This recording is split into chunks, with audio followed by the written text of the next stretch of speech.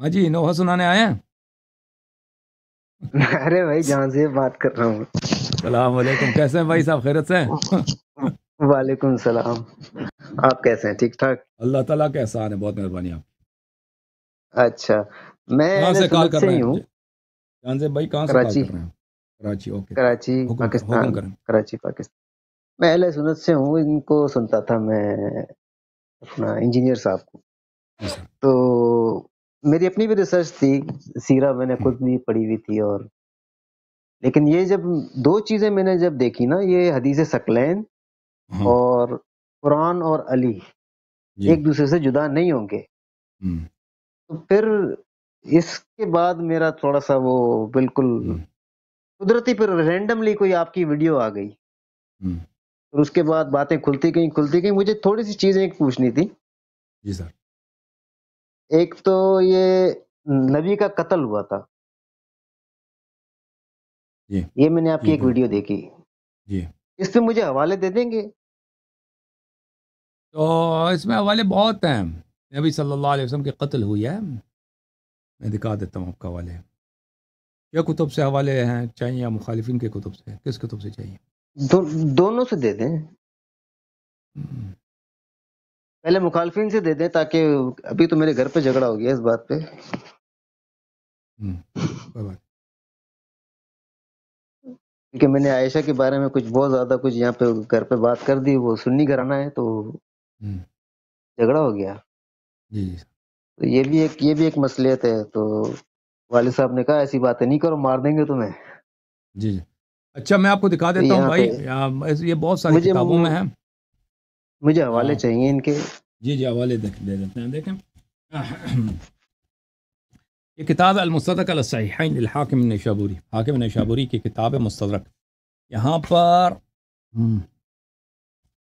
کتاب ہے المستدرک علی الصحیحین، جلد نمبر 3، چھاپ دارالفکر بیروت لبنان، چھپی ہے سنہ 2009 دارالفکر بیروت میں. کتاب المغازی والسرایا، صفحہ نمبر کون سا ہے بھائی؟ صفحہ نمبر ہے 275، حدیث نمبر ہے 4449. هذا حدیث صحیح جی علی شرط الشیخین، یہ بخاری اور مسلم دونوں کی شرط پہ صحیح ہے. حاکم نے کہا 4449، 4449 ذہبی صاحب نے کہا تلخیص مستدرک میں علی شرط البخاری و مسلم، دونوں نے کہا. مسلم نے، اس نے، حاکم نے بھی کہا ہے اور ذہبی دونوں نے کہا کہ یہ بشرط بخاری و مسلم یہ حدیث صحیح ہے. حدیث کیا ہے میرے بازی؟ حدیث یہ ہے، حدیث یہ ہے 4449. عبداللہ ابن مسعود فرماتے ہیں لأن احلف تسعا ان رسول اللہ صلی اللہ علیہ وآلہ قتل قتلا احب الی من ان احلف واحدتا انه لم يقتل. اس سے کہ میں ایک دفعہ قسم کہوں کہ پیغمبر شہید نہیں ہوئے، مجھے زیادہ پسند ہے کہ 9 مرتبہ میں قسم کھا لوں پیغمبر شہید ہوئے، قتل ہوئے. ٹھیک ہے نا؟ وہ دوسرے الفاظ میں ایک دفعہ نہیں کہہ سکتا کہ پیغمبر شہید نہیں ہوئے، لیکن میں 9 دفعہ قسم کھا کے کہہ سکتا ہوں کہ پیغمبر شہید ہوئے، مقتول یعنی دنیا سے پکا گئے. کر رہے ہیں. ہاں بالکل، کہتے ہیں میں 9 دفعہ قسم کہوں تو مجھے اچھا لگتا ہے کہ 9 دفعہ بیٹھ کے قسم کھا لوں. عربی زبان میں یہ بہت دفعہ اس دفعہ کہتا ہے کہ میں 10 دفعہ یہ کہا، میں 7 دفعہ تمہیں کہہ دیں، اس کا مطلب 7 دفعہ نہیں ہوتا، یعنی بہت دفعہ. ٹھیک ہے نا؟ محاورتن. محاورتاً میں مثلا میں ایک آدمی سے بات کر رہا ہوں نا، میں نے ایک دفعہ 2 مرتبہ اس کو سمجھا دیا مسئلہ اس طرح، پھر میں اس کو کہا میں نے 10 دفعہ تجھے کہہ دیا بھائی، وہ ہوتا ہے یعنی میں بہت دفعہ کہہ دیا. ظاہر یہ لگتا ہے کہ وہ کہہ رہے ہیں کہ میں جتنا مرضی میں قسم آپ چاہتے ہیں میں قسم کھاتا ہوں کہ پیغمبر شہید ہوئے ہیں، اور میں ایک دفعہ بھی قسم نہیں کہوں گا کہ وہ شہید نہیں ہوئے. لأن احلف تسعا ان رسول اللہ صلی اللہ علیہ وآلہ قتل قتلا احب الی من ان احلف واحدة انه لم يقتل. ایک دفعہ لم یہ يقتل. عبداللہ بن مسعود کہہ رہے ہیں. عبداللہ یہ ابن کون کہہ رہے مسعود، ہیں؟ عبداللہ بن مسعود. عبداللہ ابن مسعود کہہ رہے ہیں وذلك ان اللہ اتخذہ نبیا واتخذہ شہیدا، اللہ تعالیٰ نے ان کو نبی بھی بنایا، اللہ تعالیٰ نے ان کو شہید بھی شہادت بھی دیا. هذا حدیث صحیح علی شرط الشیخین، یہ حدیث صحیح ہے. تو ان کی شہادت یہ تو ثابت ہے کہ ان کی شہادت ہوئی ہے. شہادت کس طرح ہوئی ہے؟ ٹھیک ہے نا؟ یہ تو اس کی کس طرح ہوئی ہے، یہ یہاں پہ ہاں بات ہے نا. شہادت. تو یہاں پر کہ نبی صلی اللہ علیہ وسلم کسی جنگ میں تو شہید نہیں ہوئے، کسی جنگ میں نہیں شہید ہوئے. نہیں ہوئے. ہاں نبی صلی نہیں اللہ ہمیں تو ایک علیہ پٹی وآلہ وسلم. پڑھائی एक मिनट में बोले बोल दूं। जी जी बोले बोले हमें तो बचपन से ये पट्टी पढ़ाई गई है ना कि खैबर में वो जहर खिला दिया था, लेकिन वो बोटी बोली थी मुअज्जतन, जी तो जी बिल्कुल दूसरे साहबा शहीद हो गए, लेकिन आप वसल्लम की जी जान जी बच गई। और हाँ उसका जो उस असर है वो 2-4 साल बाद हुआ। लेकिन ये मुझे बात हज़म उस वक़्त भी नहीं होती थी कि 4 साल बाद ज़हर का असर, मतलब मुझे कहते थे ये शहादत का रुतबा अल्लाह ताला ने देना था तो इस तरह दिया। तो हमें तो यही बात बचपन से हाँ ही हाँ पढ़ाई गई थी। बिल्कुल और दूसरी बात, बिल्कुल एक और बात मैंने आपकी वीडियोज़ में देखी थी कि हमारे यहाँ ये मैंने देखा है, सहाबा पे जरह वाक़ई नहीं करते। सहाबा मतलब सबको सहाबा समझते हैं, कोई भी अब हो। जरह सहाबा और मसला है, पहले हम उनकी शहादत की बात करें तो ऐसे तो ये हदीस जो है न सिर्फ मुस्तदरक में नहीं, और भी कुतुब में मौजूद है। अब्दुल्लाह इब्न मसूद से कि रसूल पाक सल्लल्लाहु अलैहि वसल्लम की शहादत हुई है। अब उनकी शहादत क्या उससे हुई है? यहूदी औरत ने खैबर में उनको जहर देने की कोशिश की थी। वो तो रसूल पाक सल्लल्लाहु अलैहि वसल्लम का एजाज़ है कि वो जब खाना लाया गया था तो वो पैगम्बर सल्लल्लाहु अलैहि वसल्लम ने कहा कि ये जो दुम्बा है, दुम्बे हुँ, के हुँ। जो रान था, लेग था या बकरे का लेग था, वो मुझे कह रहा है कि मैं ज़हरालूद हूँ, मुझे ना खाओ। उस ये तो उनका एजाज़ है। तो दूसरे ने साथ जो बैठा था वो उसी वक्त मर गया था ना जिसने खाया था। ये तो इनका बिल्कुल एजाज़ ऐसे ही ही है। यही है कि बकरे ने कहा था उनसे, तो अगर उसने कहा था उसके बावजूद उन्होंने लुक़मा उठा के खाया, ये तो किसी किताब में नहीं है, ठीक है ना। और नहीं, ये कि आप फरमा रहे हैं कि आपको सुनाया जाता है कि वो उसी जहर के असर से मर गए, आप सही कह रहे हैं, ये नहीं बात कहा वो जाता है। कहते हैं हाँ लुक़मा मुँह में रखा था, हम्म, हाँ मुँह वो में ये लोग रखा था, कहते हैं, हाँ खाया नहीं। कहते हैं ये, लेकिन हदीस कोई नहीं है, हदीस कोई नहीं है कि उसी जहर से वो मरे थे, ठीक है ना। अभी आप अगर कोई शख्स जहर खा भी ले ना, या तो उसी वक्त मर जाता है या बीमार हो जाता है, फिर इस तरह हुँ। नहीं कि वो चलता फिर रहा है, ठीक है, सही वो जंगे कर रहा है, सफ़र कर रहा है, हज पे जा रहा है, फतेह मक्का कर रहा है, ठीक है ना। नहीं, यहाँ तो प्रैक्टिकल तो बात ऐसे ही है। हदीस कोई नहीं है। अगर कोई हदीस होती है कि भाई उन्होंने खुद कहा हो मैं उसी उसी असर से मर रहा हूँ, तो फिर तो बात है ना, बात है। ये तो सिर्फ उलमा के नज़रियात हैं, उनको उनको क्योंकि जंग में वो शहीद नहीं हुए, मदीने में और या वहाँ पे यहूदी वगैरह तो तय नहीं, उनका सफाया हो चुका था सही, कि उन्होंने जहर दिया, तो फिर किसने जहर दिया, फिर किसने जहर, तो उनको इसने जब से कुछ, हाँ कुछ जब कुछ नहीं मिला, ये उनका इस्तिनबात है, उनका इज्तिहाद है कि उस खैबर वाली जहर से वो मरे, ये कोई हदीस नहीं है, ठीक है ना, ये कोई हदीस नहीं है, ये उलमा की बातें। लेकिन अहले बैत अलैहिमुस्सलातु वस्सलाम की जानिब से ये रिवायत बहुत है, उनका उनके अज़वाज ने जहर दिया था, उनको उनके अज़वाज ने एक जहर दिया आपने था। एक आपकी वीडियो मैंने देखी थी, उसमें जी आपने आयशा की एक जो बुखारी नॉनसेंसिकल की, एक के बुखारी की हम्म, थी, नॉनसेंस हम्म, मतलब क्या कहूँ, अंग्रेजी में कहूँ, उर्दू में कहूँ, सेंस नहीं बन रहा था उस हदीस का हाँ कि सबको बिल्कुल दवा बिल्कुल, खिला दो। वो सबको कौन सी दवा हदीस दिखाओ, वो मैं आपको दिखा देता हूँ। अच्छा हदीस नंबर उसका बताएं। मैं आपको दिखा देता हूँ, बल्कि हदीस नंबर भी दिखा देता हूँ, बुखारी में हदीस नंबर है वो, अल्लाह आपका भला करे, चार वो हज़ार चार सौ अट्ठावन और 5712, दो मकामात पर है, 4458 और 5712। अच्छा, अच्छा वो हदीस मैं एक दिखाता हूँ, दोनों की ज़रूरत नहीं है, फिर आप खुद देख लेना। ये किताब है ठीक है। बुखारी, शाबदार हया तुराथ अल अरबी, ये किताब छपी है सन 2012 में, बल्कि 2001 में बैरूत लेबनान में। हदीस ये है 4458, 4458। आयशा कहती हैं लददनाहु फी मरद है, जब नबी सल्लल्लाहु अलैहि वसल्लम बीमार हैं तो हमने उनके मुंह, लुदूद बोलते हैं मरीज बीमार के मुंह में दवाई डालना, हमने उनके दवाई मुंह में डालने को। दवाई डाली। फजअल युशीरु इलैना अन ला तलुद्दूनी, तो उन्होंने इशारा किया, यानी शदीद बीमार थे, शायद बोल नहीं सकते थे, सल्लल्लाहु अलैहि वसल्लम इशारा किया कि मुझे दवाई ना खिलाओ, मेरे मुंह में ना डाला करो। फ़कुलना कराहियतुल मरीद लिद्दवा फलम, तो हमने कहा कि ये बीमार ऐसे ही होते हैं कि उनको दवा मज़ा नहीं, अच्छा नहीं लगता, खट्टा है वगैरह, तो इसलिए हमने उनको ज़बरदस्ती खिला दिया। अच्छा ये बच्चे के लिए हो सकता है, सरदार अनबिया के लिए नहीं हो सकता। एक आदमी है 63 साल उम्र है, पूरी दुनिया का वो लीडर है, आखिरी लीडर है भाई अल्लाह की जानिब से, नहीं, इशारे से मना भी कर रहा है, इशारे से मना भी कर रहा है, और नबी और है, और और नबी नबी है, उसका हर हुक्म वाजिब है, इत्ताअत करो, اس کے باوجود اس کے منہ میں زبردستی ہاں ڈال رہے ہیں. اچھا تو فرما رہے ہیں کہ ہم نے زبردستی. کہا کہ وہ ایسے بیمار کو جو وہ دوا کٹی لگ رہی ہے، تلخ لگ رہی ہے. فلما افاق قال الم انهكم ان تلدوني، جب وہ ان کی حالت بہتر ہو گئی ہے تو انہوں نے کہا تو میں نے تمہیں نہیں کہا کہ مجھے دوائی نہ کھلاؤ زبردستی. قلنا کراہیت المریض للدواء، ہم نے کہا کہ آپ بیمار تھے، بیمار اسی طرح ہوتے ہیں ان کو دوا جو ہے اچھی نہیں لگتی، دوا کا مزہ وغیرہ سخت ہوتا ہے.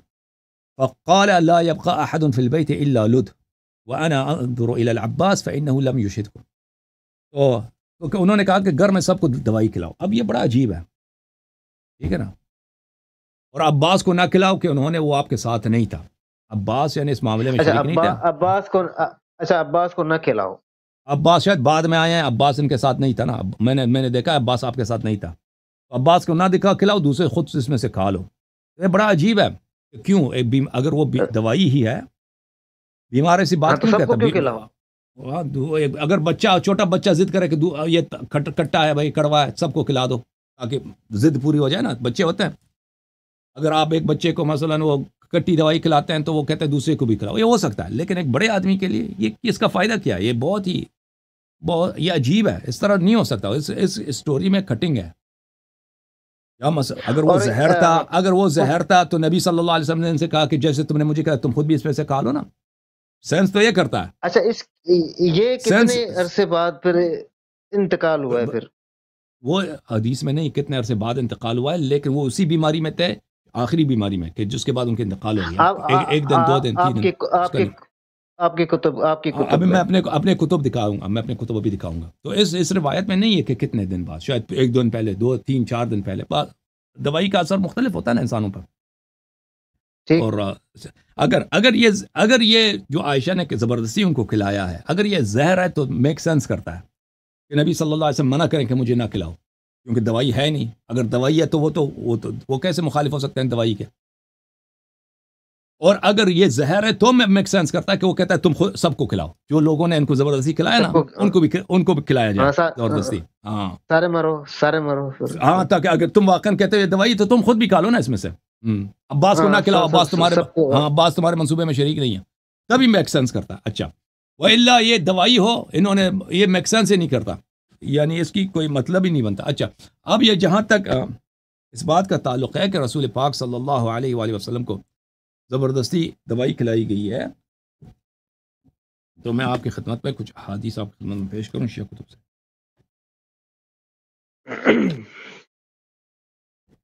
یہ کتاب بحار الانوار جلد نمبر 22 ہے. جلد نمبر 22 دار احیاء التراث العربی، جز ثانی والعشرون. یہ نبی صلی اللہ علیہ وسلم کی کہانی ہے، تاریخ نبی نا. اس میں عائشہ اور حفصہ کے احوال ہیں. عائشہ اور حفصہ ہاں بالکل سیرہ ہے، کئی مجلدات پر ہے. نبی صلی اللہ علیہ وسلم کی جو تاریخ ہے بحار الانوار میں 10 مجلدات ہیں اس طرح. اس میں جلد نمبر 22 جو ہے اس میں یہ ہے، وہ روایت کرتے ہیں کتاب علی ابن ابراہیم قمی سے کہ رسول اللہ صلی اللہ علیہ وسلم نے حفصہ سے کہا کہ میرے بعد خلافت تیرے والد کو ملے گی. اور کیونکہ وہ حفصہ جو ان کو نبی صلی اللہ علیہ وسلم کو تنگ کر رہے تھے کہ آپ اپنے بیوی ماریہ کے پاس کیوں جاتے ہیں، کیونکہ ماریہ بڑی خوبصورت تھی اور وہ ایک بچے کا ماں بھی تھی نا. اللہ تعالیٰ نے ان کو بیٹا بھی عطا کیا تھا ابراہیم علیہ السلام، پھر ان کی وفات ہو گئی تھی. تو آپ ان کے پاس کیوں جاتے ہیں؟ ہاں، تو نبی صلی اللہ علیہ وسلم نے کہا کہ میں آپ کو ایک بات بتاتا ہوں، تم کسی کو نہیں بتانا، اگر کسی کو تم نے بتایا تو تم پر اللہ کی لعنت ہے. خلافت تیرے باپ کو ملے گی میرے بعد. تو اس نے کہا کہ چلے میں کسی کو نہیں بتاتا، آپ مجھے بتائیں کہ آپ کو کس نے بتایا. انہوں نے کہا اللہ نے مجھے بتایا. تو وہ حفصہ نے پھر عائشہ کو بتایا، عائشہ نے ابو بکر کو بتایا، ابو بکر نے عمر کو بتایا. جب یہ آپس میں ان کو پتہ چل گیا کہ پیغمبر صلی اللہ علیہ وسلم کو واقعا انہوں نے کہا ہے کہ اگر وہ دنیا سے چلے جائیں ابو بکر خلیفہ بنے گا، تو انہوں نے تہیہ کر لیا. انہوں نے کیا تہیہ کیا؟ بلے تہیہ کیا امکان بلے اجتمعوا اربعۃ علی ان یسموا رسول اللہ صلی اللہ علیہ وآلہ وسلم.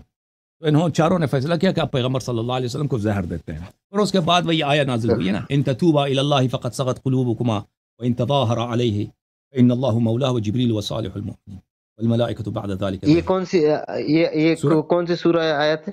سورہ تحریم ہے، آیت نمبر 5 یا 6 ہے کہ تم دونوں عورتوں کی یعنی عائشہ حفصہ کی تمہاری دل ٹیڑھی ہے اور رسول پاک صلی اللہ علیہ وسلم سے تم دشمنی کرو گی تو یاد رکھو کہ اللہ اس کا ناصر ہے، جبرائیل اس کا ناصر ہے، اور صالح المؤمنین علی علیہ السلام اس کے ناصر ہیں۔ اچھا اس ایک اچھا اور میں آپ کو حدیث دوسرا، دکھاؤں، ایک اور حدیث بھی آپ کو ہاں دکھاؤں۔ اچھا یہ کتاب خوارج الخرائج والجرائح میں ہے، حضرت امام حسن مجتبی علیہ السلام نے کہا کہ میں اسی طرح جس طرح نبی صلی اللہ علیہ وآلہ وسلم کو زہر دیا گیا تھا، اسی طرح زہر سے مرے تھے، میں بھی زہر سے مروں گا اور میری بیوی مجھے زہر دے گی۔ بحار الانوار ہے، جلد نمبر یہ جلد نمبر 44 ہے، 44 چابدار الاحیاء تراث العربی، صفحہ نمبر 153 میں، حدیث نمبر 23۔ امام حسن مجتبی علیہ السلام نے فرمایا کہ بھلے انہوں نے اپنے اہل بیت سے کہا انی اموت بالسم کما مات رسول اللہ صلی اللہ علیہ وآلہ، قالوا من يفعل ذلك قال امرأتی جعدہ بنت الاشعث بن قیس، میں اسی طرح مروں گا جس طرح رسول پاک صلی اللہ علیہ وسلم کی وفات ہو گئی، یہ زہر سے ہے۔ لوگوں نے پوچھا کون آپ کو، ان کے اہل بیت نے پوچھا کون آپ کو زہر دے گا؟ انہوں نے کہا میری وائف، میری زوجہ جعدہ ابن اشعث ابن قیس۔ اشعث ابن قیس جو تھا وہ ایک صحابی تھا، اور وہ ابو بکر کا بہنوئی تھا، تو اس کی بیٹی سے امام حسن علیہ السلام نے کئی شادیاں تھیں، ایک انہی سے شادی تھی ان کی بیٹی سے، اس کی بیٹی سے، تو اب اس نے ابو بکر کی جو ہے بتیجی بنے گی، ابو بکر کی بتیجی یا ستیلی بتیجی، اس طرح اس نے ابو بکر کی بتیجی سے بتیجی امام نے حسن کی شادی تھی، بہنوئی سے، نہیں بھانجی سے، ان کی بانجی سے، ابو بکر کی بانجی نے، بانجی سے۔ انہوں نے زہر دیا تھا۔ جی ہم اوکے، مزید بولا۔ اچھا دوسرا یہ تھا کہ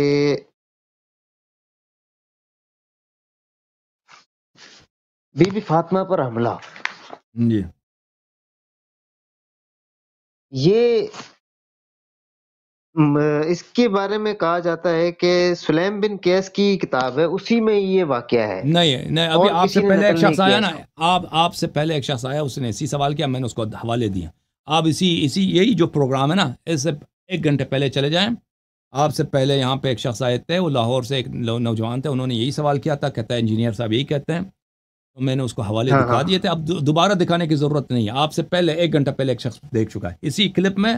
یعنی آپ پروگرام یعنی کہ ختم ہونے کے اس کے علاوہ ہے، اس کے بہت علاوہ زیادہ حوالے ہیں۔ بہت زیادہ، ہاں میں نے حوالے دکھائے، یہی جو پروگرام ہے، اسی کلپ کو آپ ریپلے کر دیں، ابھی جو آپ کی سوال ہے نا، اس سے 1 گھنٹے پہلے چلے جائیں، لگ بھگ اس میں آپ کو مل جائے گا وہ۔ اوکے، اچھا مجھے دوسرا یہ پوچھنا تھا کہ جی اہل بیت میں یہ صرف 5 ہیں؟ اہل بیت علیہم الصلوۃ والسلام رسول پاک صلی اللہ علیہ وسلم کے زمانے میں جو زندہ تھے، جن کی پیدائش ہوئی تھی، وہ 5 ہی تھے۔ رسول اللہ صلی اللہ علیہ وآلہ، امیر المؤمنین علیہ السلام، فاطمہ زہرا سلام اللہ علیہ، امام حسن امام حسین علیہ السلام، ان کے زمانے میں جن کی پیدائش ہوئی تھی وہی 5 تھے۔ لیکن آئے تطہیر میں جو لوگ شامل ہیں، ان میں 9 اور بھی شامل ہیں، لیکن ان کی ولادت نہیں ہوئی تھی۔ امام زین العابدین علیہ السلام، امام باقر علیہ السلام 12ویں امام تک، یہ امام حسین علیہ السلام کے صلب میں تھے، وہاں پہ موجود تھے، لیکن امام حسین علیہ السلام کے صلب میں، تو ان کی پیدائش نہیں ہوئی تھی۔ پنجتن پاک جو ہیں رسول پاک صلی اللہ علیہ وسلم کے ساتھ وہاں پہ تھے، وہ مدینہ منورہ میں قصا کے اندر اور مباہلہ کے میدان میں اور دوسرے مقامات پہ، ان کی فضیلت ہے اور بڑی فضیلت ہے۔ یہ بقیہ بالکل ائمہ علیہ السلام یہ پر سارا یہ سارا مجھے پتا ہے، یہ سارا مجھے باقی یہ ہوں۔ کلیئر ہے۔ میں صرف اتنا پوچھنا چاہ رہا تھا، یہ اہل بیت میں آپ کہتے ہیں یہ 5 ہیں، باقی آگے کے 9 جب ہم جو کہتے ہے ہیں وہ 5 ہیں، یعنی دوسرے صحابہ ازواج نہیں ہیں، اس کا مطلب یہ نہیں ہے کہ اہل نہیں بیت نہیں، میں ازواج تو نہیں ہے، وہ ازواج تو باقی نہیں ہے۔ ائمہ علیہ السلام نہیں، لیکن رسول اللہ صلی اللہ علیہ وسلم کے زمانے میں باقی ائمہ کی پیدائش نہیں ہوئی تھی۔ حضرت امام زین العابدین علیہ السلام، امام حسین علیہ السلام کے جو صاحبزادے ہیں، ان کی ولادت ہے کس سال کو ہے؟ سنہ 38 کو ولادت ہے ان کی، سنہ 38 کو، یعنی رسول پاک صلی اللہ علیہ وسلم کے 28 سال بعد ان کی ولادت ہے۔ تو ان احادیث میں ان کا ذکر نہیں ہے کہ ان کو کملی کے نیچے لایا ہو، لیکن بہت سارے احادیث میں ظاہر ہے، ہمارے ہاں ہیں کہ رسول پاک صلی اللہ علیہ وسلم نے بتا دیا تھا کہ میرے بعد میرا خلیفہ جو ہے امیر المؤمنین علیہ السلام، پھر امام حسن، پھر امام حسین علیہ السلام، پھر ان کے بعد امام زین العابدین علیہ السلام، پھر امام باقر علیہ السلام، سب 12 اماموں کے نام پیغمبر صلی اللہ علیہ وسلم نے بار بار بتا دیے اچھا اصل میں ایک اور بات تھی، یہ تھے۔ جیسے اہل سنت میں یہ ہے کہ احادیث تو یہ اس کی حدیث سائنسز آپ کو پتہ ہے یہ کرتے ہیں، نہیں تو سمجھ آئی، سوال نہیں سمجھ آئی آپ ٹھیک ہے کی، دوبارہ کہنا۔ حدیث سائنس جو ہے کہ کس سے حدیث لینی ہے. اہل سنت میں یہ طریقہ ہے نا، یہ سکا راوی ہے، یہ اس نے اس سے سنا، اس نے اس سے سنا، کوئی منقطع نہیں ہے، کوئی مطلب یہ اس طرح وہ پھر اس طرح یہ تصدیق کر کے اور صحیح کرتے ہیں کہ بھئی اس کا ایماندار آدمی تھا، جھوٹا نہیں تھا، سچا تھا، یادداشت کیسی تھی، کریکٹر کیسا تھا. یہ چیزیں ہیں نا ساری حدیث سائنس میں. فقہ جعفریہ میں کیا طریقہ کار ہے کہ مقصد ائمہ کی ہمارے تک بات جو پہنچے گی وہ مطلب اس کی ہم تصدیق کیسے کریں گے کہ وہ صحیح بات انہی کی بات ہے ہم تک پہنچی ہے؟ یہ جو ہے نا یہ لوگ جو کہتے ہیں کہ ہمارا طریقہ کار یہ ہے کہ ہم صرف ثقات سے لیں گے جماعت مخالفین. پھر میں شیعوں کے متعلق بات کروں گا، پہلے مخالفین کے متعلق بات کرتا ہوں. ٹھیک ہے.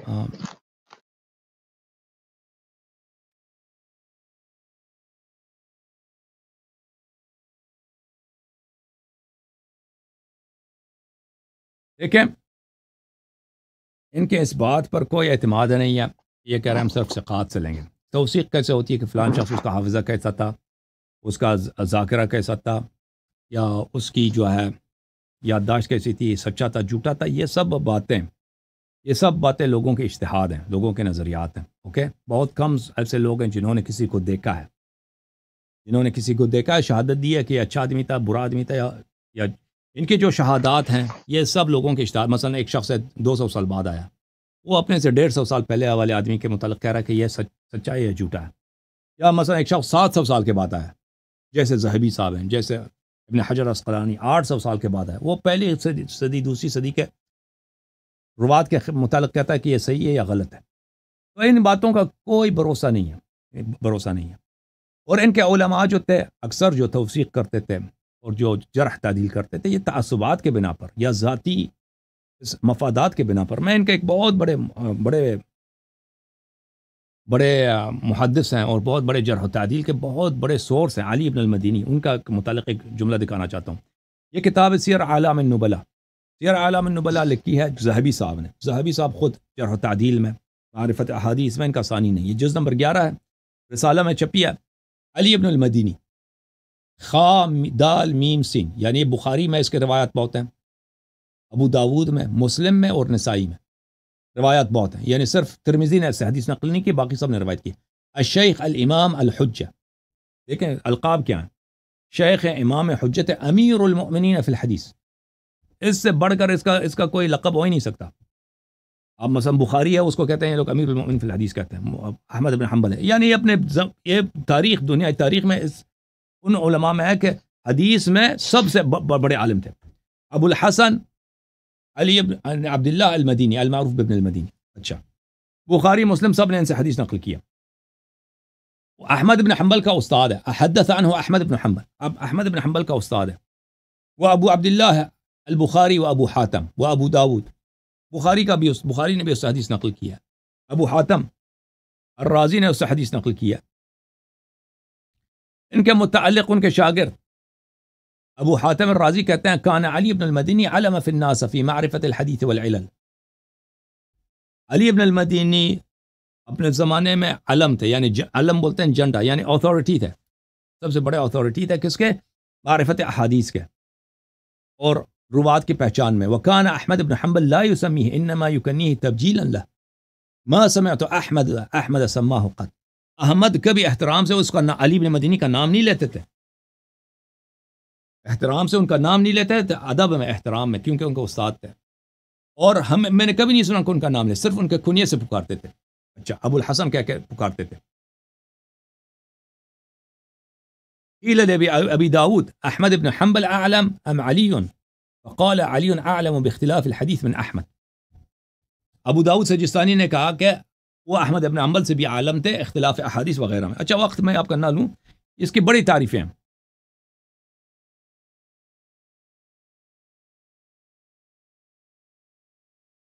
بغداد میں بنی عباس کی خلافت میں وہاں پہ ایک سلسلہ چلا تھا کہ اللہ قیامت کو نظر آتا ہے یا نظر نہیں آتا. اس پہ ابھی جیسے پاکستان میں مختلف بحث چلتے ہیں نا، اس زمانے میں یہ بحث بڑی عام تھی اور بہت ہی کہ اللہ قیامت کو نظر آئے گا نہیں آئے گا. ٹھیک ہے نا؟ اچھا، ہاں. تو اس وقت زمانے کا جو خلفاء تھے وہ کہتے تھے اللہ نظر نہیں آنے والا. ٹھیک ہے نا؟ تو وہ کہتے تھے کہ اللہ نظر نہیں آئے گا. اور اس کے مقابلے میں محدثین تھے وہ جو حدیث نقل کرتے تھے کہ یہ نظر آئے گا. ملاحظہ فرمائیے یہ کتاب تاریخ بغداد ابو بکر خطیب بغدادی کی کتاب ہے، جز نمبر 11، چھاپ دار الکتب العلمیہ. یہاں پر روایت ہے کہ معتصم کے زمانے میں، معتصم عباسی کے زمانے میں ابن ابی داود اس نے چغلی لگا دی. ابن ابی داود کون ہے؟ ابو داود سجستانی جو ستہ میں سے ایک کا مصنف ہے، اس کے بیٹے ابن ابی داود. اس نے چغلی ابن ابی داود نے چغلی لگا دی کس کے پاس؟ معتصم کے پاس. یا امیر المؤمنین هذا يزعم یعنی احمد بن حنبل ان اللہ تعالی یرا فی الاخرہ. اے خلیفہ وقت ہے بادشاہ سلامت، یہ احمد بن حنبل جو ہے جس کا عقیدہ یہ ہے کہ اللہ قیامت کو نظر آئے گا. اچھا تو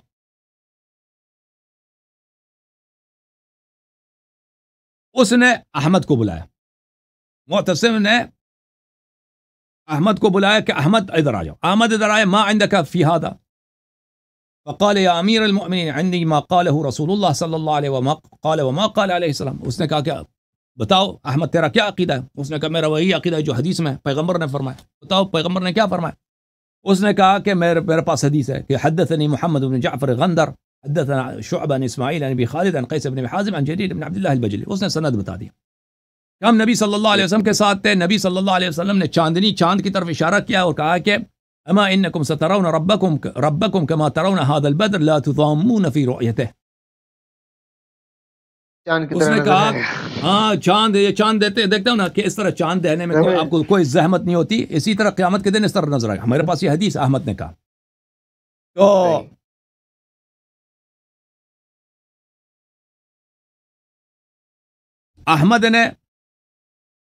احمد تو بڑا خوش تھا. احمد کے پاس دلیل ہے. احمد نے ابو داؤد کو کہا کہ تو نے بھائی میری چغلی لگا دی ہے، انظر اس کا کیا جواب دے گا. اس نے کہا کہ انظر فی اسناد هذا الحدیث.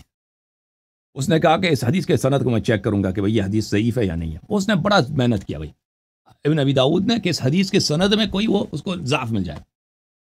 اس کو ضعف کچھ بھی نہیں ملا، اس میں کوئی ضعف نہیں ملا. تو اس نے کیا کیا؟ فوجہ ابن ابی داؤد الى علی بن المدینی وهو بغداد مملق ما يقدر على درہم. اس نے بلا دیا علی المدینی کو بلایا اپنے پاس. علی بن المدینی کون ہے؟ احمد بن حنبل کا استاد ہے. اور وہ کیا، وہ بڑا ہی فقیر آدمی ہے. اس کے پاس ایک درہم بھی نہیں، ایک آنا پیسہ بھی نہیں ہے. بغداد میں پھر رہا ہے آوارہ، پیسے ہے نہیں اس کے پاس. اس کو بلایا احمد بن حنبل کا استاد. فاحضرہ اپنے یہ کیوں کہ یہ ابن ابی داؤد جو تھا نا دربار میں، یہ دربار میں اس کا بڑے مناصب تھے، قاضی وغیرہ تھا، اس کے پاس پیسے تھے. اس نے اس کو بلایا، اس سے بات کی، اس کو 1000 درہم دے دیا. قال ان له هذا وصلك بها امیر المؤمنین وامر ان يدفع اليه جميع ما استحق من ارزاقه وكان له رزق سنتين. یہ بادشاہ سلامت نے آپ کو 10,000 درہم دے دیے، یہ اٹھا لو. اور بادشاہ نے کہا کہ آپ کے جتنے پیسے بیت المال میں آپ کے ہیں کہ اس کو آپ کو 2-3 سال سے کسی نے پیسے نہیں دیے، آپ کی تنخواہیں کٹ گئی ہیں، وہ میں بادشاہ حکم دے گا کہ وہ پیسے بھی آپ کو مل جائیں. ثم قال له يا ابا الحسن حديث جرير بن عبد الله في الرؤيا ما هو.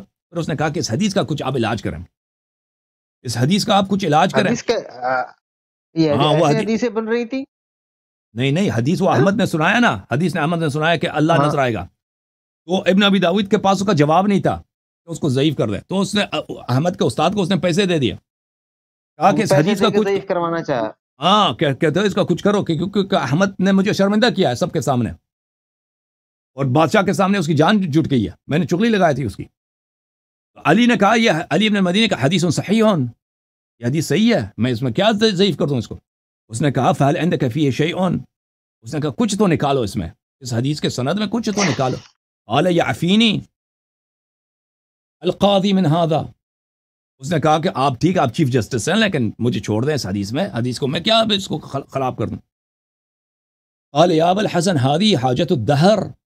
اس نے کہا کہ یہ میری زندگی کی سب سے بڑی ضرورت ہے، آپ اس حدیث کا کچھ کر دیں، اس کو ضعیف کر دو. ثم امر له بثياب وطيب.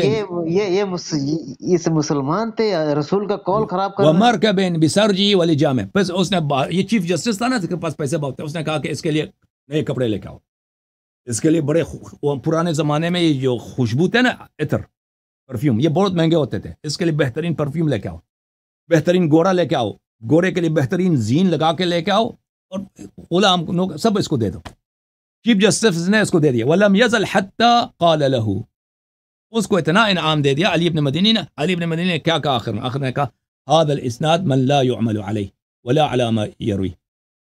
اس نے کہا کہ یہ سند ضعیف ہے. جب اس کو بہت پیسے ملے نا علی ابن المدینی, وہی امیر المؤمنین فی الحدیث, وہی اب اس کو پیسے ملے نا, بخاری کا استاد ہے, احمد بن حنبل کا استاد ہے, بخاری مسلم میں اس کا حدیث بہت زیادہ علی مدینی کے, اور اس کی جرح تعدیل بھی بہت ہے. جرح تعدیل کے کتابوں میں دیکھیں نا, وہی علی ابن مدینی نے فلان کو کہا ثقہ ہے, فلان کو کہا ضعیف ہے, وہ وہی ہے. جب اس کو پیسے خوب دے دیا, اس نے کہا کہ صحیح حدیث ضعیف ہے. اس کا راوی کون ہے؟ قیس بن ابی حازم ہے. وقیس بن ابی حازم انما كان اعرابیا بوالا على عقبيه, وہ اعرابی تھا, وہ ایک بدو عرب تھا, اس کو کیا آتا ہے, اس نے حدیث نقل کیا. وہ بوال ہے, اس کو گالی بھی دیا. وہ کیا کرتا تھا, وہ پیشاب کرتا تھا اپنے پیروں پر, وہ پیشاب کرتا تھا. ہاں وہ عربوں میں یہ رسم تھا نا, وہ اس کے پیر پڑ جاتے تھے پرانے زمانے میں. عرب جو تھے نا, عرب چلتے تھے صحرا میں, جوتے تو صحیح نہیں ہوتے تھے ان کے پاس, اور یہ ان کے پیر, اور بعض کے پاس اگر عربی جوتا بھی تھا نا, اس طرح بوٹ کی طرح تو نہیں تھا ان کے پاس, چپل تھا ان کے پاس. وہ چپل سینڈل جیسا چپل ہوتا نا, اوپر تسمے ہوتے ہیں, اس میں ان کے پیر بہت پٹ جاتے تھے. تو ان کا عقیدہ یہ ہوتا تھا اسلام سے پہلے کہ اس پہ اگر پیشاب کریں اپنے پیروں پر تو وہ اس کے لیے مفید ہے, اس کی علاج ہو جاتی ہے. پیر میں جو ہاں دراڑیں آ جاتی ہیں, ہاں تو وہ جو ہے نا, وہ بہت سارے لوگ اس کو پیشاب کرتے تھے. تو رسول پاک صلی اللہ علیہ وسلم کو اس سے بھی بہت تکلیف ہوتی تھی مسجد میں, کیونکہ عربوں کی عادت تھی کہ وہ پیروں میں پیشاب کریں. تو فرماتے تھے کہ اپنے پیروں کو دھو کے آیا کرو.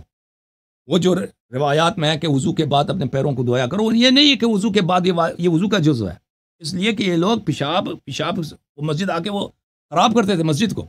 اچھی بات. تو علی ابن مدینی نے کیا کہا, یہ قیس ابن ابی حازم کی حدیث ہے. قیس ابن ابی حازم وہ وہی شخص تھا, اس کو اتنا, وہ ایک جھوٹا آدمی ہے, اس کے کسی حدیث پہ اعتماد نہیں ہے, وہ اپنے پیروں پہ پیشاب کرتا تھا. اچھا, فقبل ابن ابی داود ابن المدینی واعتنقه. تو اب ابن ابی داود بڑا خوش ہو گیا, گلے لگایا علی ابن المدینی کو, واہ واہ زندہ باد, تو نے مجھے زندہ کر دیا. اور اس کو فقبل ابن ابی داود ابن المدینی واعتنق, اس کو چومی بھی لگایا, بوسہ بھی دیا اس کو, وہ گلے بھی لگایا. فلما كان الغد وحضروا قال ابن ابي داود يا امير المؤمنين يحتج في الرؤيا بحديث جرير وانما رواه عنه قيس بن ابي حازم هو اعرابي بوال على عقبيه. اگلے دن پھر بادشاہ نے احمد کو بلایا, احمد ابن حنبل کی, پھر وہاں پہ اس کو حاضر کر دیا. بتاؤ تیرا کیوں عقیدہ ہے؟ تو چیف جسٹس وہاں پہ بیٹھا, چیف جسٹس نے کہا کہ دیکھ احمد یہ بوڑھا پاگل ہے, یہ کہتا ہے اللہ قیامت کو نظر آئے گا, اس کو پکڑ لو, اس کو کوڑے لگاؤ. یہ جو ہے یہ قیس ابن ابی حازم کی حدیث پکڑ کے آیا, وہ تو علی ابن المدینی کہہ رہا ہے, آپ کا استاد کہہ رہا ہے, وہ تو جھوٹا آدمی ہے, اس کی حدیث ضعیف ہے. احمد کو جب پتہ چلا نا, فعند ذلك قال احمد بعد فحين اطلع لي ذلك علمت انه من عمل علي بن المديني فكان هذا واشباهه من اوكد الامور في ضربه. احمد نے جب دیکھا کہ یہ بڑا خوش ہے آج, چیف جسٹس کی طرف دیکھا کہ یہ بڑا خوش ہے آج اور مجھے کہہ رہا, تو اس کو پتہ چل گیا کہ علی ابن مدینی نے اپنا کام کر دیا, اس نے اس کو رشوت دے کے حدیث کو ضعیف بنا دیا. اور اسی وجہ سے احمد ابن حنبل کو کوڑے پڑے تھے, اس زمانے میں جیل گیا تھا بہت, اس کو جیل میں بڑی عذاب بھی ہوئی تھی. اچھا, پھر اس کے بعد خطیب بغداد قلت ما حكى عن علي بن المديني في هذا الخبر من ان قيس بن ابي حازم لا يعمل على ما يرويه لكونه اعرابيا بوالا على عقبيه فهو باطل, بل وقد نزه الله عليا قول ذلك لان اهل الاثر وفيهم علي مجمعون على احتجاج بروايه قيس بن ابي حازم وتصحيحها. کہتے ہیں یہ بات جو علی ابن المدینی سے مروی ہے اس حدیث میں, یہ قیس بن ابی حازم ایسا نہیں تھا, وہ جھوٹا نہیں تھا, اس نے پیسے لے کے ایسا کیا ہے. تو وہ خود دوسری مقامات پہ علی ابن المدینی نے شہادت دی کہ وہ قیس صحیح آدمی تھا, لیکن یہاں پہ پیسے جب اس کو ملے ہیں تو کہنے کا مقصد یہ ہے میرے عزیز, یہاں پہ اس کو پیسے ملے ہیں, اس نے حدیث کو صحیح بنا دیا, حدیث کو ضعیف کر دیا. تو اسی طرح دوسرے بہت سارے مقامات ہیں, اس کی تعداد بہت زیادہ, اگر میں کسی وقت بات کروں کہ تعصب کے بنا پر, بالخصوص تعصب کے بنا پر, جب اندازہ ہو جاتا تھا, اکثر آپ کو بھی سنا ہے سکیم بخاری, تعصب کے بنا پر یہ روات کو تضعیف کرتے تھے, روات کی تصحیح کرتے تھے. نہیں تو شیعہ کے پاس کیا ہے, ہاں شیعہ ہمارے پاس جو ائمہ ہاں کے تو پہنچیں گی حدیث شیعوں ہیں کے ان کی پاس کیا ہے مطلب میرے محترم ناظرین؟ یہ ہے شیعوں کے پاس، دیکھیں کہ ائمہ طاہرین علیہم الصلاۃ والسلام نے اپنے زمانے میں، امیر المؤمنین علیہ السلام کے زمانے میں اور بقیہ ائمہ ٹھیک طاہرین علیہ السلام کے زمانے میں کہ حدیث کی کتابیں لکھی گئیں، ٹھیک ہے نا؟ تو ہمارے جو احادیث ہیں اس میں سے سند کی ضرورت نہیں ہے، کیونکہ وہ کتابیں انہی زمانے میں لکھی گئی ہیں۔ ان کی کتابوں میں شیعوں کے پاس ہزاریں کتابیں کس وقت لکھی گئی ہیں؟ امیر المؤمنین علیہ السلام کے زمانے میں، امام حسن علیہ السلام کے زمانے میں، امام حسین علیہ السلام کے زمانے میں، اور بقیہ ائمہ طاہرین علیہ السلام کے زمانے میں۔ اور یہ کتابیں شیعہ مصنفین لکھتے تھے، اس کی دلائل بہت زیادہ ائمہ علیہ السلام کی خدمت میں پیش کرتے تھے، اور وہ پھر تصحیح فرماتے تھے، اور پھر دوسرے شیعوں کو کہتے تھے کہ فلان کتاب صحیح ہے، اس سے حدیث تم لے لو۔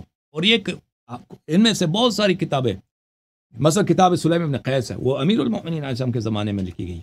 بہت ساری کتابیں ابھی تک ہمارے پاس بچی ہیں، اور ہماری جو کتابیں مشہور معروف ہیں، مثل کتاب کافی ہے، کتاب محاسن ہے، کتاب من لا يحضر الفقیہ ہے، کتاب بصائر الدرجات ہے، یہ انہی کتابوں میں سے لکھی گئی ہیں جو ائمہ اطہار علیہ السلام کے زمانے میں لکھی۔ یہ اس طرح نہیں ہے کہ کسی نے سنا ہے تو دوسرے نے تیسرے نے چوتھے سے نقل کیا۔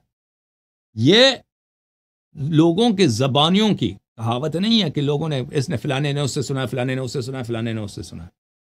یہ جو تو آپ کہہ رہے احادیث ہیں کے کہ ائمہ کی احادیث لکھی کے ہوئی ہیں خود کی لکھائی گئی ہیں، ائمہ کے املا ہیں، ڈکٹیشن۔ تو جملہ ہے؟ یہ جو احادیث کے ساتھ جو اسانید ہیں، یہ اسانید حدیث کے اجازات ہیں، نہیں یہ کس طرح انہوں نے کسی سے سنا ہو، فلانے نے فلانے سے سنا ہے، ٹھیک ہے؟ یہ اجازہ ہے کہ کلینی صاحب کے پاس ہزاروں کتابوں کے اجازے موجود ہیں، مختلف کتابوں سے وہ اپنے اجازے کے تھرو سند بھی ذکر کرتا ہے، حدیث کو اس کو پیش بھی کرتا ہے۔ تو اس کی دلیل بہت زیادہ ہے، اس کی دلیل زیادہ ہے۔ تو ہماری جو احادیث ہیں اس طرح نہیں ہے، ٹھیک ہے نا؟ اور شیعوں کو جیسے ابھی آپ کے پاس ابھی فی الحال دنیا میں معروف ہے کہ بخاری کی کتاب صحیح ہے، ہاں مسلم کی کتاب صحیح ہے، یہ مسلم نے لکھی۔ اس زمانے میں شیعوں کے پاس اسی طرح کتابیں ہوتی تھیں جن کی تائید ائمہ علیہ السلام نے کیا تھا، یہ کتاب صحیح ہے، اس پہ عمل کرو، فلان کتاب صحیح ہے، عمل کرو۔ تو انہی کتابوں میں سے کلینی نے اپنا کتاب کافی لکھا ہے، باقی علماء حدیث نے اپنی کتابیں لکھی ہیں۔ اوکے اوکے، شکریہ۔ لیکن میرا اصل تھینک یو جو سر۔ دماغ جی میرا جو اس طرف آپ کی طرف جو آیا نا، شیعہ کی طرف، جی وہ جب آپ نے یہ حدیث بتائی کہ ہم، قرآن شریف لے کر آئے حضرت علی ہم، ابو بکر کے پاس، ہم، لے کر آئے، انہوں نے نہیں جی لیا، جی، کیوں نہیں لیا؟ اس کی مقصد وجہ یہی ہے، بات تو اس کی وجہ یہی ہے۔ اور پھر ان کا دفاع ہم کیوں کر رہے ہیں، ابو بکر اور عمر کا؟ تم بات ان یہ کی تو خلافت کی کوئی دلیل ہی نہیں بڑی ہے نا۔ بالکل تو بڑی کلیئر بات ہے۔ یہ تو ایک بندہ قرآن لے کر آ رہا ہے اور آپ قرآن نہیں لے رہے ہو، خود سے جمع کر رہے ہو۔ جی بالکل۔ اصل اوکے میرا جناب، جو آپ کو مینٹالٹی اس طرف گیا۔ ندیم بھائی کوئی وہ بھی دکھائے، نوحے بھی سنائے نا۔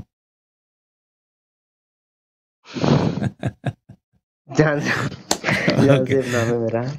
تھینک یو میرے بھائی، خدا حافظ، اللہ آپ کو عزت دے، بہت مہربانی، خوشی ہوئی آپ سے بات کر کے۔ اللہ تھینک یو سر، اللہ آپ کو عزت۔ اوکے، سب لوگوں کا بہت بہت شکریہ، سب جن لوگوں نے پروگرام دیکھا، جو لوگ ممبر بنے، جن لوگوں نے حوصلہ افزائی کی، جن لوگوں نے کال کیے، سب کو سلام، سب کو دعا۔ آپ سب سے خدا حافظی کرتے ہیں۔